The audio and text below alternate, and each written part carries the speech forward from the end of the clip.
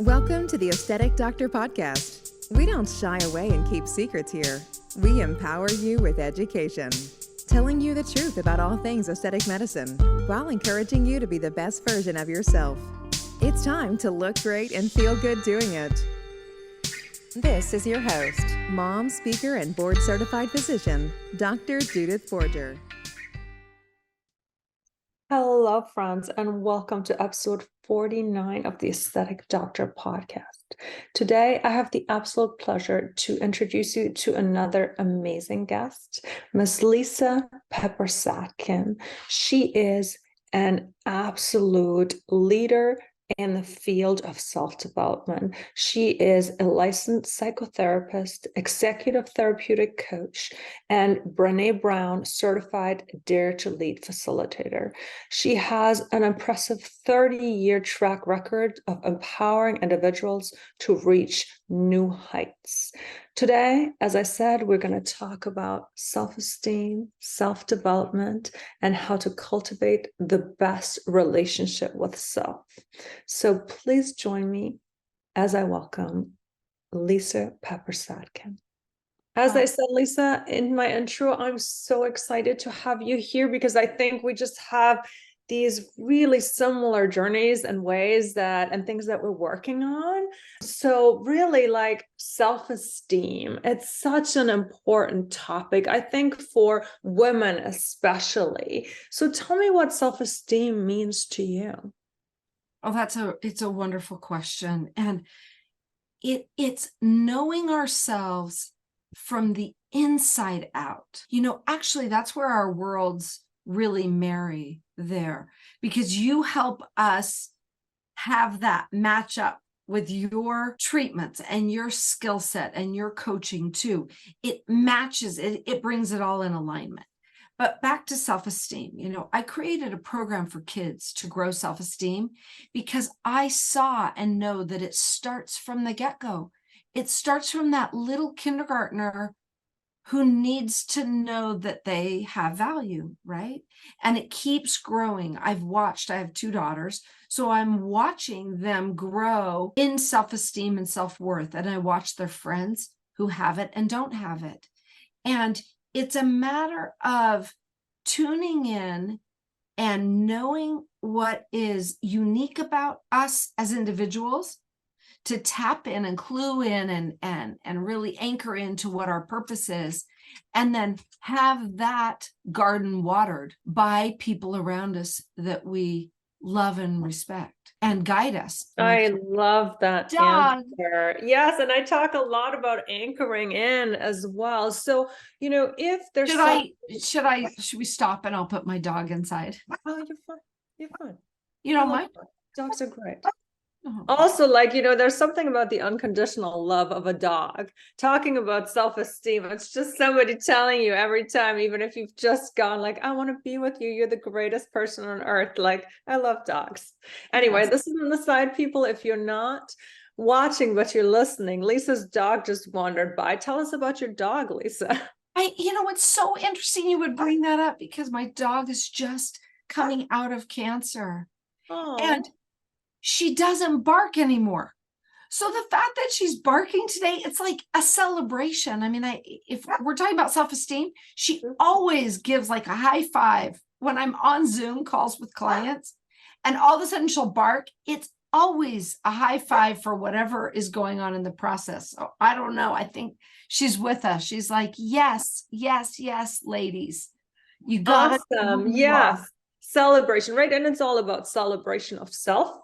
And like you said, that celebration of the uniqueness, because you talked about children, and it's really interesting. I read a study somewhere that by the time children are sort of in the early grade levels, 5, 6, 7, my 3-year-old is still I'm amazing at everything. Yes, right? And then by the time they go to school, and of course it's development, it's being aware of the world, but also this need to fit in, that they're already starting to kind of tune some things down, right? And tone them down so that they're not too much or too this or too that. So it's amazing how that societal conditioning that really I think affects our self-expression and our self-esteem starts so young. It starts so young. And we have the ability as parents, as caregivers, as loved ones, to shape the way kids grow simply through our curiosity and our conversation and lack of projection, right? Like not putting onto our kids what we want them to be or do or have, and really stay curious with them about their own development. Like, who are they coming into being? You know, I notice it with my girls and clothing. So my girls will be very quick to tell me when my outfits suck, or when my hair is bad, or my makeup needs changing. And I always listen to their wisdom. And my friends say, why do you let them bully you around? And I said, because it actually helps them grow their self-esteem. They have confidence in their voice when someone that they respects, listens to them. And then there's a secondary part. If I listen to them, then they are more likely to listen to me when it's something really important that I'm wanting to suggest, push, teach, train, inspire. We have this mutual relationship of giving and receiving, and that's also what grows self-esteem and self-worth. Yeah, knowing your voice matters, right? The loved ones around you listening to you and not just shutting you down. You know, I have a lot of adult listeners, of course, and I do love what you just said, because a lot of people, I imagine, are parents. But, you know, if one of our listeners maybe does not have what they perceive to be the best self-esteem, or they're self-conscious, or they're sort of saying, you know, I read this thread the other day where it was like in a physician mom group, and somebody was saying like, oh, I just feel so frumpy and ugly all the time. And, you know, so many people like chimed in, or like, me too, me too, me too. And it really kind of made me sad. But if there's somebody who's listening who's like, oh, I don't think my self-esteem is the greatest. I mean, again, we want to honor where everybody's at. But what do you think is the first step to developing self-esteem? I'm so excited that you asked about this, because you know, my gift to your listeners too is my simple PDF that's called Fire Your Inner Bully and Give Voice to Your Wisdom. Now, what that process is about is beginning to listen to deep unconscious programming that isn't the truth. But we have a tendency to believe the inner bully, especially if you think about it, years and years and years of taking the advice of our inner bully rather than our inner wisdom, especially if we haven't come from a place where anyone's watering the garden of our esteem, right? And so that PDF will be available for all your listeners, but it's a simple process. It's first expanding your awareness of that voice that continues to keep you down, and then gathering new tools and new habits and new practices to turn that around, to not take the advice of the inner bully. Because the inner bully's job, the unconscious job, right, the habitual job, is to keep us safe. And if we no longer take the advice of the inner bully, then we have to like get advice from somewhere. And we get advice, we start to begin to get advice from our inner wisdom. And what we need to do is start to look for evidence that our inner wisdom is guiding us in the right direction. And I encourage people to do that through journaling and through affirmations and through gratitude, like all of these practices that are all over Instagram, all over TikTok, all over the internet, all over your podcast. Why? Because they work. And they're simple.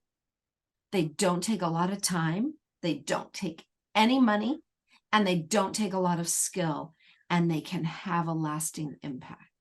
And I love what you said, because we, you and I both kind of have that same perspective of like, and I've said this before, the first step is really just to notice the thoughts in your brain. And you are the thinker of your thoughts. You're not your thoughts. I think a lot of people that have never examined your thoughts, they think everything that's going on in their brain is the truth. But honestly, it's just words being said in your brain. And so, like you said, the first step is just to notice and to say, which voice is that? And I love that you call it the bully versus the inner wisdom. And I think it's amazing how the bully runs the show so many times. Right. And we're habituated toward that. Let me give your listeners a quick exercise that they can start using right today. It's a world of difference. Okay. So you're going along and you all of a sudden feel a little bit off or a little bit cranky. Ask yourself, what was I just thinking? Okay. And we all know those thoughts. Even those of us with high self-esteem can still get punched in the gut by our inner bully, right? So you ask yourself, what was I just thinking? And then you ascertain what you were just thinking. And then you say out loud, oh, there's one of those. Now, why we say it out loud, and don't do it in the grocery store because someone will think you're crazy, but why we say it out loud is it's bringing the gunk from the deep unconscious world that runs our brains. 89% of our thinking is unconscious. Only 11% is conscious. So when we say there's one of those, we're bringing that old inner bully thought into consciousness. And from there, we can change it. And those next steps are in the PDF that I'm going to share with you. And we're obviously going to put that in the show notes and all of that stuff for everybody to see. And of course, that's the same way journaling works, right? It's that same thing that through your hand, it flows onto page, and then you can read it again with a much more sort of third person observer ability. Yes, beautiful. And in the journaling, I encourage my clients to journal the path forward. So I had a guy that I work with daily. He and I have a checking in, affirmation, intention setting on the daily. And he said, okay, today I'm not going to snack. And I texted back and I said, what are you going to do? And he texted back, all of my eating episodes, we call them, eating times, are going to be full of nourishing food. So you can see if you tell the brain not to do something, it goes right there. It grasps onto it and it wants to do it more and more and more. But if you tell the brain where you want it to go, it goes in that direction and beyond. Mm-hmm. Oh, I just love this. And we're used to it. But imagine coming into this for the first time. Like it makes a difference. I love what you're doing because it makes a difference for people. Thank you. I received that, and right back to you. I mean, it makes such a difference. And I know that for you, it must be the same, that it is just so amazing and beautiful and just nourishing to see people like transform their lives, which really simple things. And sometimes not much on the outside has to change, but the inside landscape looks so different, and the way it feels to them is so different. And that's really, I think, what the big difference is. Like, it's just that feeling and your relationship with self. Because really, in my mind, a lot of this is about this exquisite relationship of cultivating that love, care, respect for yourself. And that's where all these affirmations, positive thoughts, and all of that go towards. And we talked about, I would love to touch on self-care and self-care practices in this same, because I think it's another way to influence that relationship with self. And like you said, that self-esteem. What are some of the radical self-care practices that you practice? You're gonna laugh. You're gonna laugh. So on the daily, I write a love letter to money. Now, you can substitute money for anything else that you want to be in a really healthy relationship with, right? And money, and the issue around money is also ancestrally in my history, there's some trauma there. Both my grandmother and my mother ended up without any money.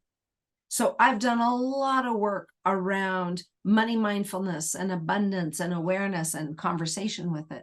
So it makes sense that I would write a love letter in my journal every day to money. I just say hi to her. She's a her. I say hi to her and I thank her for all the different ways she's come in. Or, I asked her to slow down the other day because my daughter's going to homecoming, and wow, that's like a mini wedding, And so my daughter and I had a conversation about it. I said, yeah, I've planned for this, and let's stay mindful about it. And let's write down your spending so we know and we can plan. It's like opening this conversation. So write a love letter to anyone or anything that you're in relationship with, and watch how it starts to change. We don't have to send it to anybody, but we keep it going. It's a consistent practice. Definitely your affirmations. Your affirmations are easy. They are your I am statements for the day, right? And text people in your life, like have an affirmation buddy and text each other 1 to 3 affirmations a day, right? Some of my clients that work with me on a regular cadence text me in the morning answers to prompts that I give them. Why? Because it keeps us in the game. So let's stay in the game ourselves. Answer a certain set of questions around things that you're working on. So for example, I'm working with one fabulous CEO. Oh my God, I love him so much. And he is working on rigorous honesty in recovery in his life, right? So he's a CEO of a major company. He's doing great in that. And his drinking kicked his ass. And now his sobriety is forcing him to grow. And so he, on the daily, answers a set of questions and texts them to me. Is he doing well? Oh, yeah, because he's in the game on the daily. So find a set of questions that will help you grow your self-esteem or your self-worth or your awareness or your relationship with your kids or your relationship with your partner or your relationship with your menopause, whatever it is, and engage in that relationship. That's what I love about writing. You don't have to be a journaler or good journaling. I don't know. You just be committed to radical self-care. And when Lisa says questions, I know some of you might be driving or listening or walking or whatever you do while you listen to the podcast, and I appreciate you all, but it might be a little vague to say questions. And you tell me what kind of questions. When I think about what you just said, I'm thinking about simple things like, who am I going to be today? What is my highest self? What is my intention for the day? What am I going to focus on? Beautiful. What's one thing I can do today that moves me in the direction that I want to go in? Oh, I love that question. Let's repeat it. What is one thing I can do today that moves you in the direction that you can go in, or that I can go in? Yes. It's sort of like, I'm a Martha Beck coach, and she talks about 12 steps. And that's exactly that. Steps so small that they're achievable, yet it's that what moves you forward. Those goals that you can do, like the 3 affirmations a day, your 5 affirmations, your whatever. I do 3 good things with my children at the end of the night, and they know we do that. So when they lay in bed, we kind of compress at the end of the day. And I ask them the whole thing about 3 good things. What are 3 good things that happen in your life today? Can I add something to your ritual with your kids? So rituals are habits with soul. See, your kids are already counting on it, so it's beautiful. What I did with my kids, which I'm so happy I learned this. I asked them what were something really empowering that happened and something that was really challenging. And then when they go also to the challenging, how did you get through it? So they're learning that they can land on their own 2 feet. We're all needing to remind ourselves, how do I land? How did I get through that? Right? So I love that you're already doing rituals. Another question, what's one food decision you can make today that nourishes your body? So mine this morning is tortilla chips are so fabulous, but they're not my best friend right now. So I'm going to leave them to the side one day at a time. It sounds so silly, but we get in these habits of just like, boom, I grab a, and then I am off to my next call or my next client. And I can grab something better than that. I know how to grab healthy foods. Yes, one thing that will move me towards where I want to go, whether that is food, whether that is my parenting relationship, my business, my love relationship, my relationship with self, my thought work, one thing. Yes. Now, one of the things that I think is so fascinating about you is that you are a Brené Brown Dare to Lead coach. And if any of my listeners don't know about Brené Brown, she is just fabulous. She's just written amazing, groundbreaking books. And I have so digestible. Yes, I have read a whole bunch of them, including Dare to Lead. Oh, great. Atlas of the Heart, that is her most recent one, is just a work of art along with an Atlas of the Heart. So if you have never read any of the work of Brené Brown, people, and you are on a journey to self-care, self-discovery, self-empowerment, like Lisa said, so digestible. So, tell me how you are using your Brené Brown Dare to Lead training in both your work and your life. Beautiful. So I am a certified Dare to Lead facilitator. So she trained, I think, 400 of us in 2019. We had to apply to get in, and it was really incredible. And I'm still in touch with the women that sat at my table. And what I do now is I lead trainings for people who want to expand their own leadership. So this doesn't mean that you need to be an executive or a C-suite leader. You are the leader in your own life. And the tools that are a part of getting Dare to Lead trained, there's no difference between our personal life and our professional lives. It's just absolutely incredible. So I do in-person retreats called Own Your Leadership, and that information's on my website. And I also do cohorts that are virtual, so people can get Dare to Lead trained by me in a cohort with other leaders. What makes a leader? Someone who calls me and says, I'm a leader and I want to be in your cohort. And then we talk and I interview them. And that's a more advanced program for people who've done work on themselves, right? Because all the other people are people who've already done quite a bit of work on themselves. So they're familiar with the terms, or they've done a Martha Beck coaching program or something. But the intention to own your leadership is really the most important. I love that. And I do want to highlight too, or just clarify that, like you said, the leaders I'm sure that you assemble aren't specific to the C-suite. I mean, it could be entrepreneurs, it could be people that are leading teams, it could be people that are, an academic Stay-at-home mom. Stay-at-home moms are leaders. Moms, stay-at-home dads are leaders. They're leaders of their family system, their family life, right? I work with a lot of people who are still trying to figure out what they want to do. And they're in this transformational personal development conversation and path. That's a leader. I love that you say that, because I really work with a lot of people that, and I've done an episode on this, that really almost have a midlife. I don't call it a crisis. I call it a realignment or an awakening.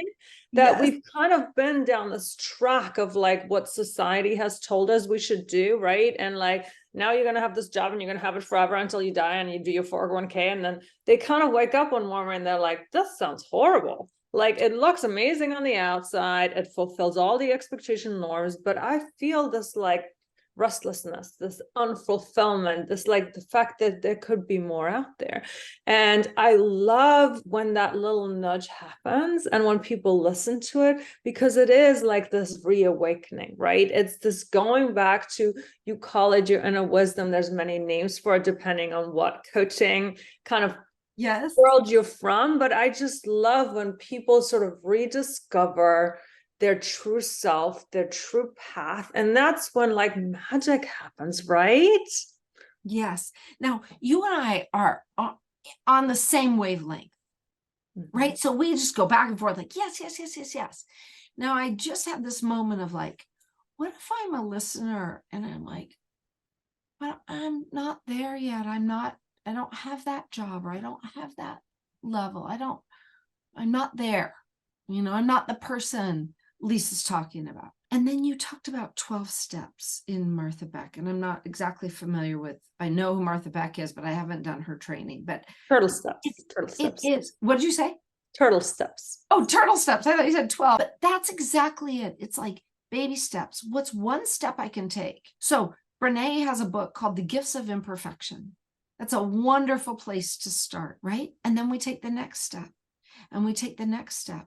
And there is so much information out there on our beautiful World Wide Web and on Instagram. And like on my website, I have so many free tools for people, because people who work with me with a luxury package, that's not for everybody.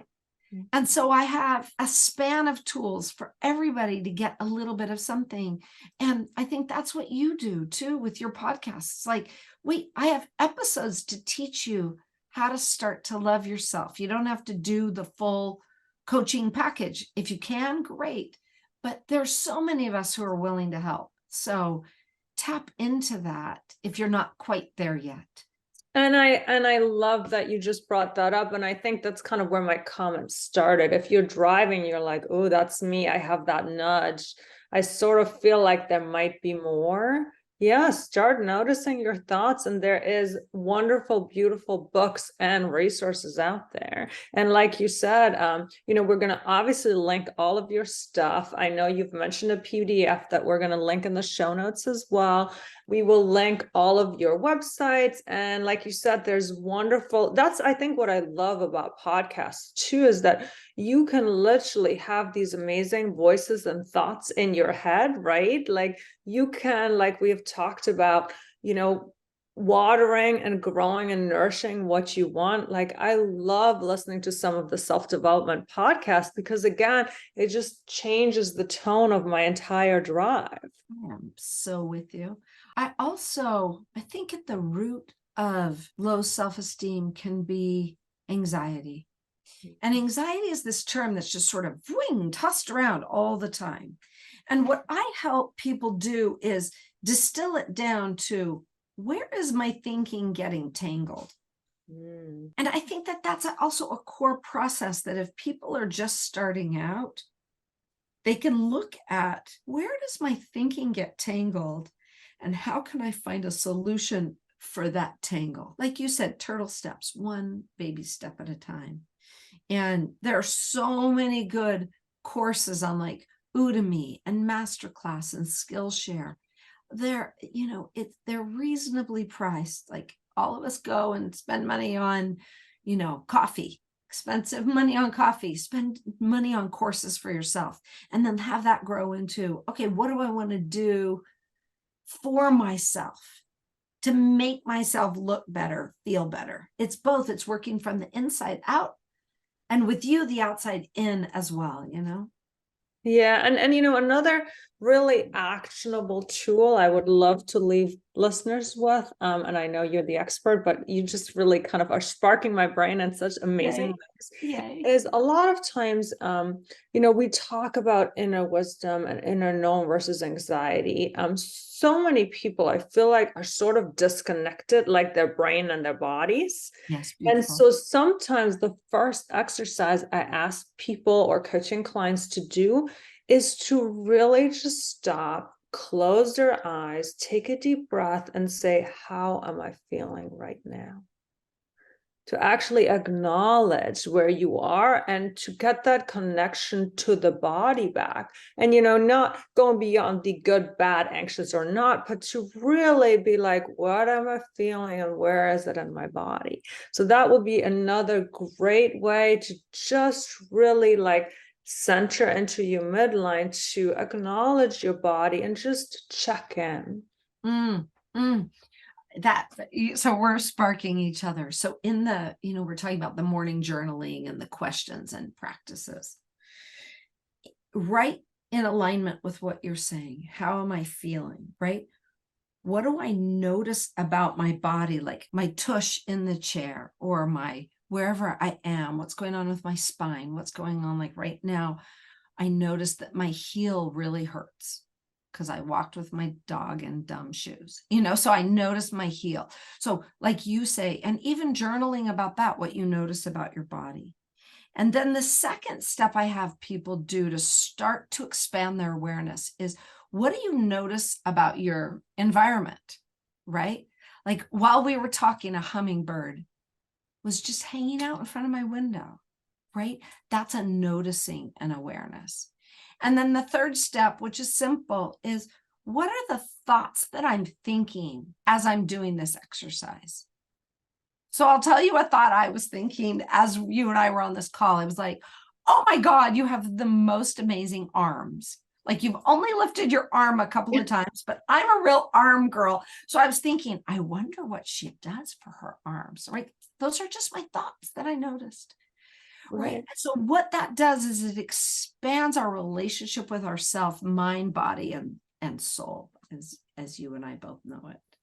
I love how you just kind of really gave 3 actionable, like super actionable steps. And I love how much like kind of collective wisdom we've shared. And I love having guests like you on my podcast, because once in a while, you kind of peripherally know somebody or got to know them. And then really having these conversations is just such an energetically like rich experience, right?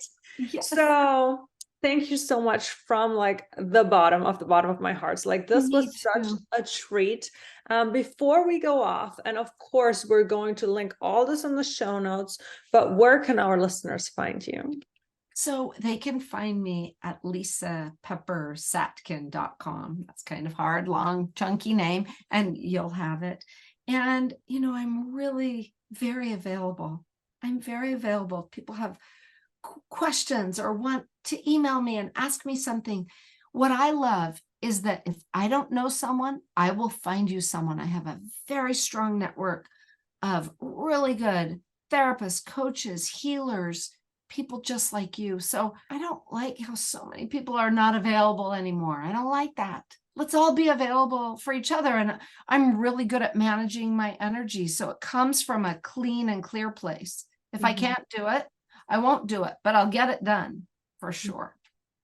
I love that. Well, thank you again for your time. This was like the biggest treat. Thank you so much. Me too. I can't wait to do our class on self-esteem. Thank you for listening to the Aesthetic Doctor podcast with Dr. Judith Borger. We'd love to connect with you outside of the show. Follow Dr. Borger on Instagram at Dr. Borger and find more online and ways to work with Dr. Borger at www.theaestheticdoctor.com. Until next time, be well.